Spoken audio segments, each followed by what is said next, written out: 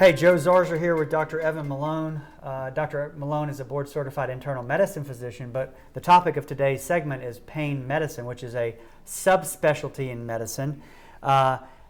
Today we've talked about in prior episodes what pain management or medicine is, and we've talked about cervical, not just cervical, but epidural steroid injections at all levels of the spine. Today we're going to talk about sometimes the next step in the process, which is called a medial branch block. Now, you will, if you're treating with a pain management physician or if you come to treat with one, you will understand that in order to address your chronic pain or your pain, they have different modalities of treatment. They start with the least intrusive and least long acting because they need to know where they are, whether it's going to be helpful, and they move on to the more intrusive and longer acting. And that's because once they decide that they're in the right spot and it's effective, then they can employ more, I guess, more drastic measures, right? Long term. So in between the epidural steroid injection and radiofrequency ablation, which is the scary thing where they quote unquote burn your nerve ending, they do this thing called a medial branch block, which is sort of an intermediate step to make sure that before they burn the nerve, they want to make sure that they're in the right spot and it's effective.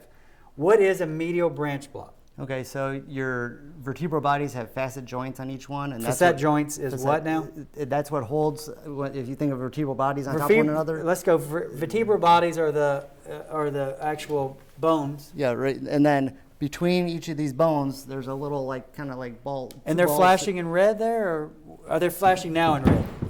So this would be the facet joint here. The joint where the bones touch each other or join each other. Yeah, and it touches the one above the other. Right. Anyhow, so then the nerve root comes out next to them, and there's little tiny nerves that go to the facet joints, and that's the medial branch that you had referred to.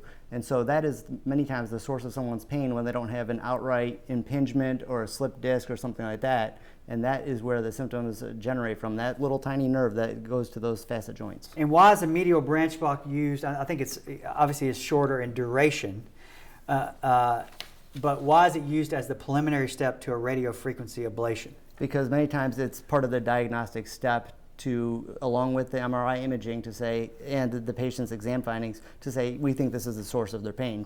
And a large part of the medial branch block is what you end up saying to the doctor after the medial branch block. So they'll have the medial branch block, you will go home, recover from the actual medial branch block itself, the actual injection, and then they will ask you to come back like a week or two later and say, all right, on a scale from 0 to 100%, what pain relief do you have? Mm-hmm. And if you don't have significant over 50% pain relief from the medial branch block, a lot of them don't even think about moving on.